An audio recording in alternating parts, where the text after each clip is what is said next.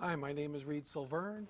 The name of the show is Fed Pride. The reason it's called Fed Pride is because I'm a federal worker and proud of it. Nobody in my agency or any other agency of the federal government has reviewed or approved on what I'm about to say. The main reason is even I don't know what I'm about to say. I want to talk about a couple issues, but before I go into the domestic and I go into the election and all the other things going on domestically, there's an event today which has been in the news today, but isn't, of course, in this morning's newspaper because that's based on yesterday's news, but I believe is very, very important, will impact on our country and on foreign relations for at least the foreseeable future. And that is in Pakistan, which was once part of the British Empire and was once part of British India and is the Muslim part of British India that was made into a separate country in 1947. Pakistan has just had a military coup today in which the Army Chief of Staff just overthrew the Prime Minister and the elected government of Pakistan. Why is this important? Well, it's important for a number of reasons. Last year, two countries tested nuclear weapons for the first time in the history of those countries and of the world. The first was India, and the second was India's worst enemy and deathly enemy, and that's Pakistan. Now, Pakistan and India were once at least one empire, or part of the British Empire of India, and were separated by the British in order to give the Muslims a homeland. And of course, Pakistan is the Muslim part of India. India is the Hindu and Buddhist and Christian part of India, mostly Hindu, and has since been taken over by the BJP, which is a pro-Hindu party in India. And after they took over, that particular party, which is always home to a very nationalistic line, tested nuclear weapons. And the Pakistani government, which has had, people have suspected, has had nuclear weapons for quite a while. They call it the Islamic bomb. They tested nuclear weapons. There were tit-for-tat tests. I believe there were 3 on each side. And then the tests stopped. That didn't stop the tension, though. There was a mini-war almost immediately afterward, a couple months afterward in Kashmir, where the Pakistanis sponsored Muslim guerrillas to cross the line of control, which is the armistice line between India and Pakistan in Kashmir. Now, Kashmir, when the British separated India from Pakistan, or Pakistan from India, basically all the Muslim districts went over to Pakistan with the exception of one, and that one Muslim district, majority Muslim district, was Kashmir. Now, Kashmir had a Hindu Pasha, and he chose to join the Indian side. During the civil war between Pakistan and India, millions of people were displaced, forced into the other side. Muslims were forced into Pakistan. Hindus were forced out of Pakistan into India. It was basically a multi-ethnic empire on both sides before that separation. There was a civil war in Kashmir itself, and the Pakistanis got 1/3 of it, basically, and the Indians got 2/3, and the 2/3 that they got were the part with most of the population, including the capital of Srinagar. Since then, there have been a Muslim rebellion in Kashmir for the last 15, 20 years. Now, earlier this year, kind of almost in retribution for the testing of the nuclear weapons, the Pakistanis supported Muslim guerrillas to cross the line of control and take over a district in the mountains part of India, but a very, very strategic district because they were mountains that overlooked the one highway that went into the other side of Kashmir. So it basically cut Kashmir in two. The Indians had to take it back. There was a very, very serious bombing campaign, a battle basically, which went over a number of months. 500 or 600 Indian soldiers were killed. Many, many more Pakistanis were killed. It was very, very bloody and very, very remote in a very, very remote part of Kashmir. But tensions increased, and that's the important part. During that period, basically, right in the middle of that battle, and kind of toward the end, after it seemed like the writing was on the wall and the Muslims were going to lose, the Prime Minister of Pakistan, whose name was Sharif, made a deal with India to withdraw the Pakistani guerrillas back over the line of control if the Indians would not cross it and actually attack Pakistan itself. And of course, during this period, the Indians had been attacking planes inside Pakistani airspace. It was getting very, very tense, moving very, very close to the third war between the two that had occurred over Kashmir.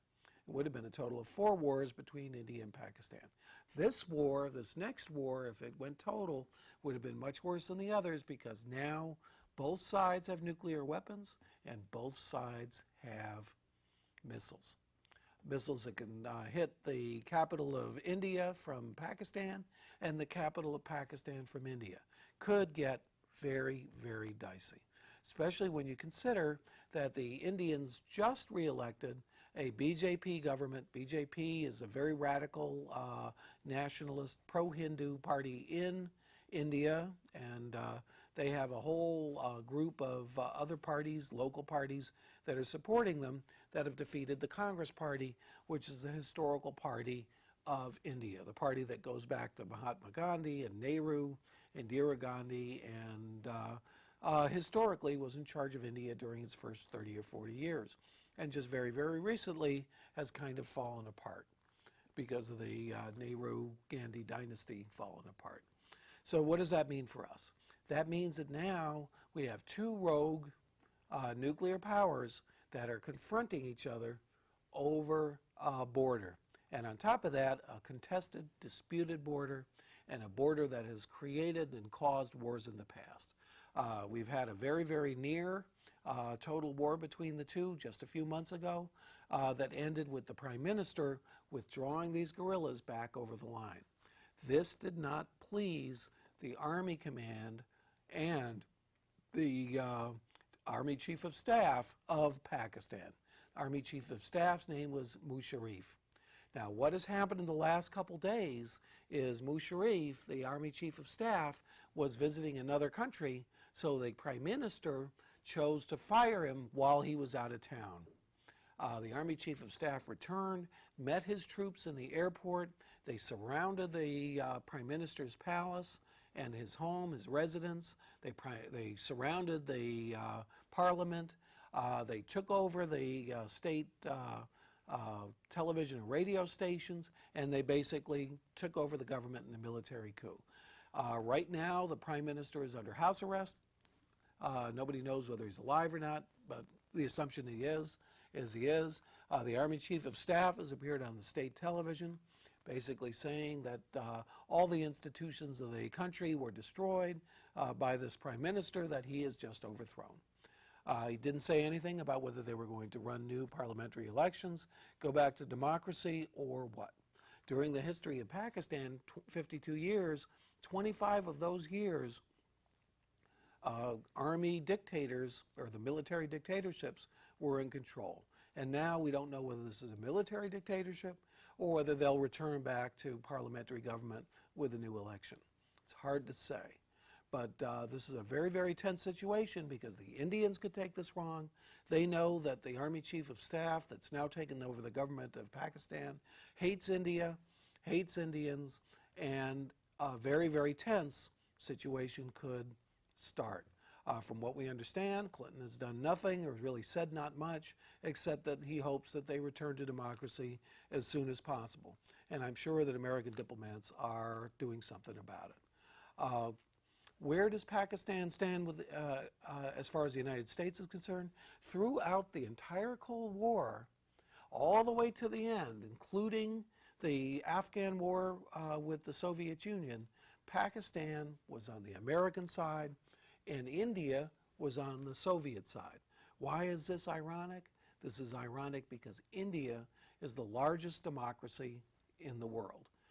Throughout its entire history, no matter what's occurred, no matter how many little rebellions have occurred, through the Sikh problems, through the assassination of the Prime Minister in India in the past, the Indians have always had an elected government, elected by all the citizens of India, in really surprisingly fair elections. They basically have taken over the parliamentary system that they got from the England. However, because they were under the domination of England for so long, because they had to fight and get rid of that domination, mostly through passive resistance, the Indian government, the Indian people are very, very anti-British. And that anti-Britishness kind of transferred itself into anti-Americanism as well. They don't like the Anglo-Saxon countries in general. And throughout the post-World War II era, through the Cold War, England and America were the greatest of allies. And that, of course, as far as the Indians were concerned, put them on the other side. The first really major Prime Minister of India, Nehru, helped start the non-aligned movement. And of course, as far as the Soviets concerned, anybody who was not in the American camp was against the American camp. And generally, throughout the whole Cold War, India bought their arms from the Soviet Union. Their military was based on Soviet doctrine. And Pakistan bought their arms, by and large, from the United States and from China. During the Afghan War, the Pakistanis were the pipeline for American arms, Stinger missiles, and so on and so forth, to the Afghan rebels. Now, once the Soviet Union was overthrown, the Muslim fundamentalist rebels basically eventually became the Taliban, were supported by Pakistan. Of course, they supported Osama bin Laden, going on and on and on.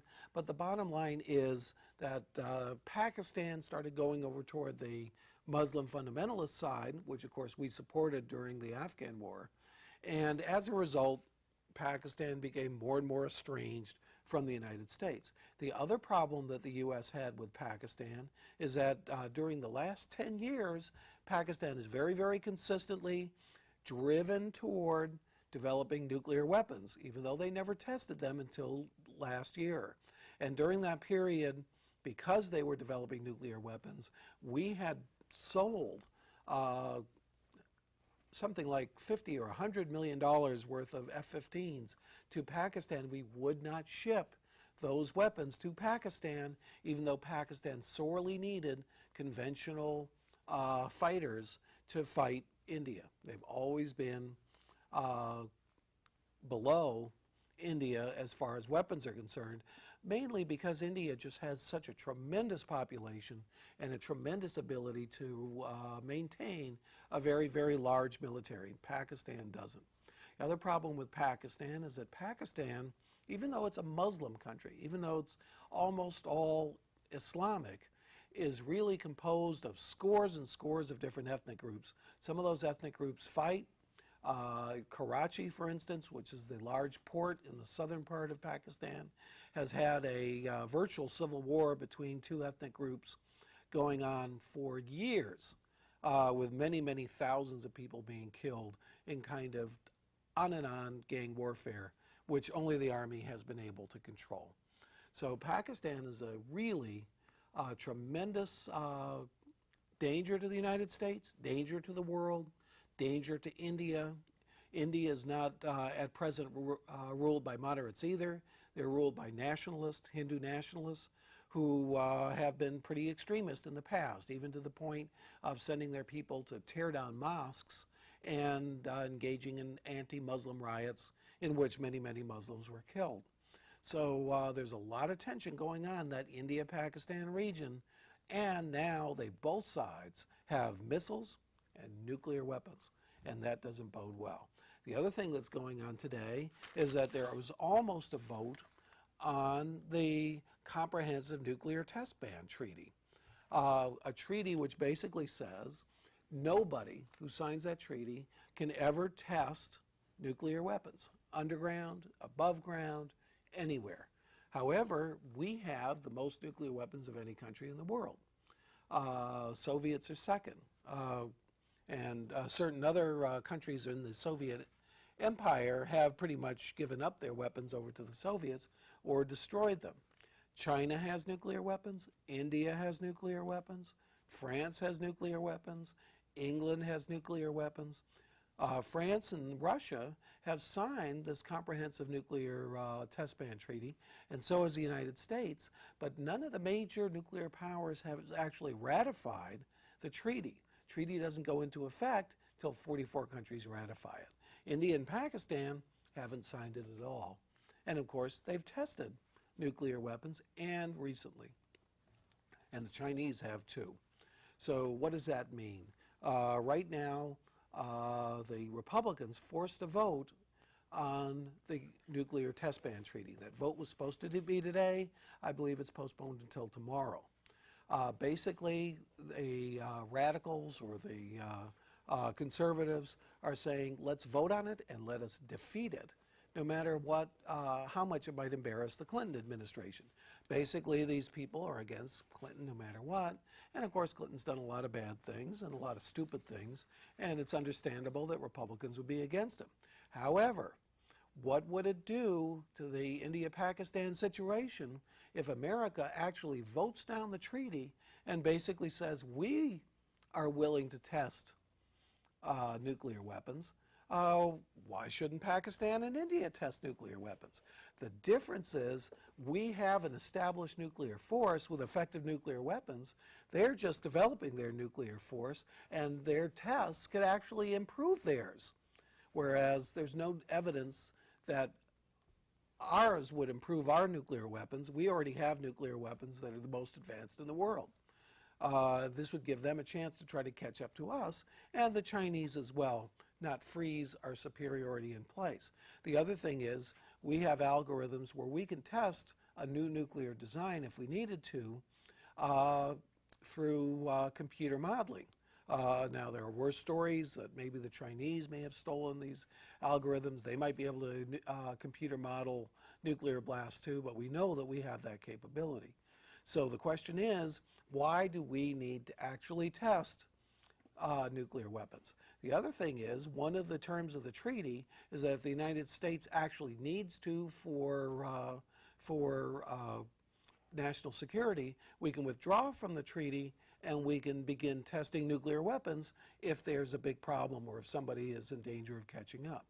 So the question is, how is this treaty going to hurt the United States right now?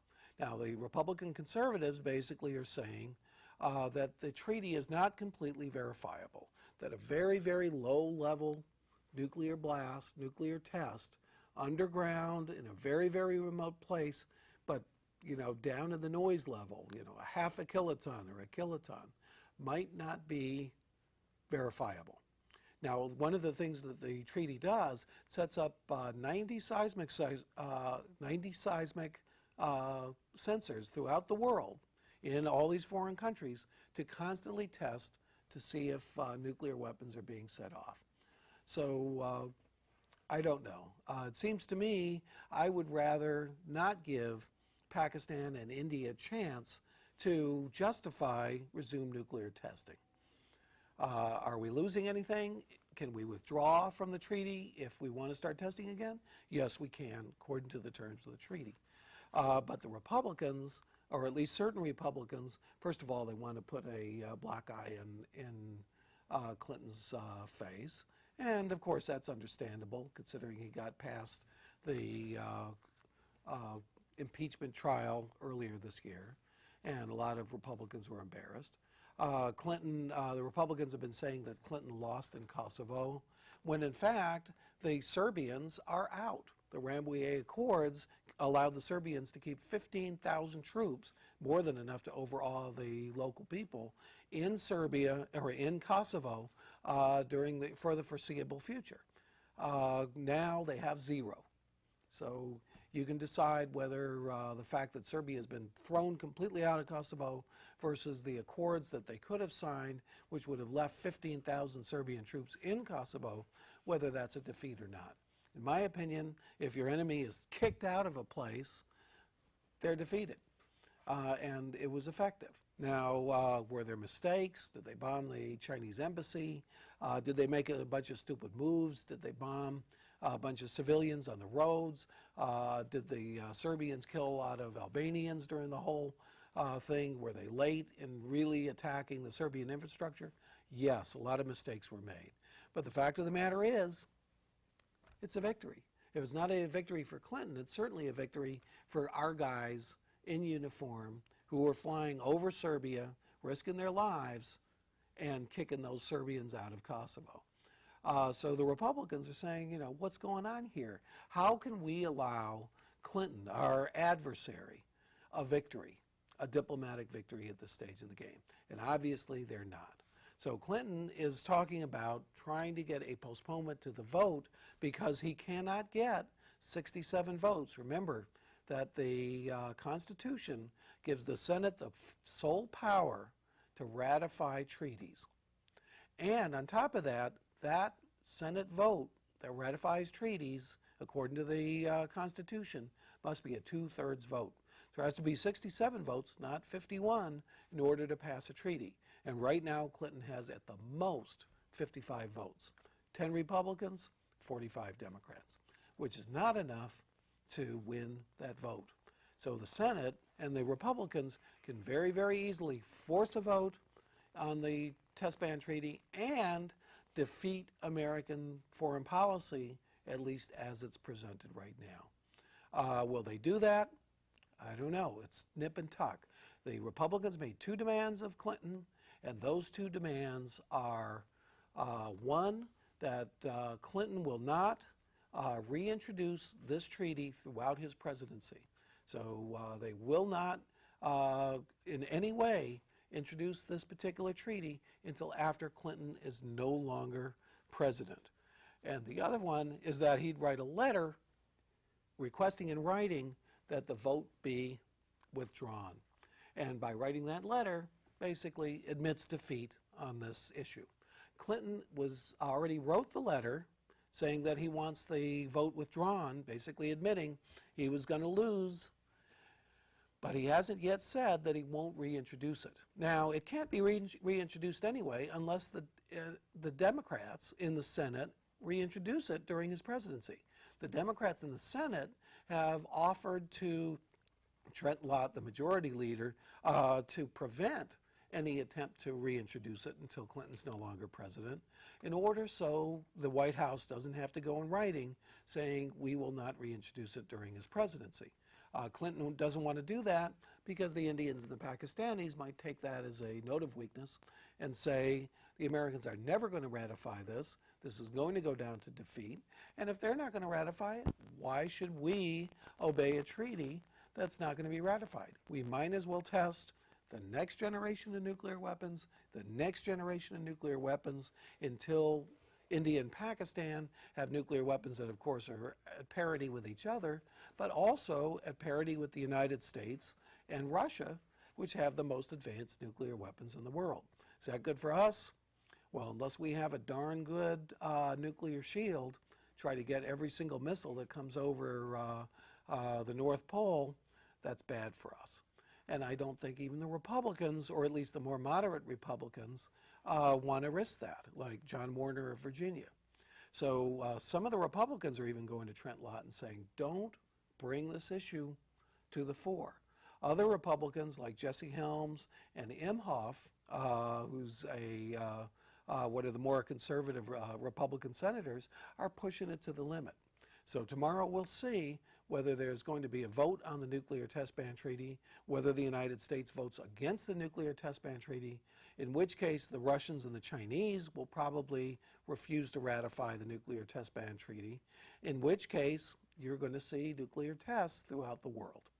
And the next generation of nuclear weapons be developed by 4, 5, 6 different powers, including North Korea, Iran, Iraq, and anybody else will have as much right to develop nuclear weapons as we have during the course of our history. My name is Reed Silverne. The name of the show is Fed Pride. The reason it's called Fed Pride is because I'm a federal worker and proud of it.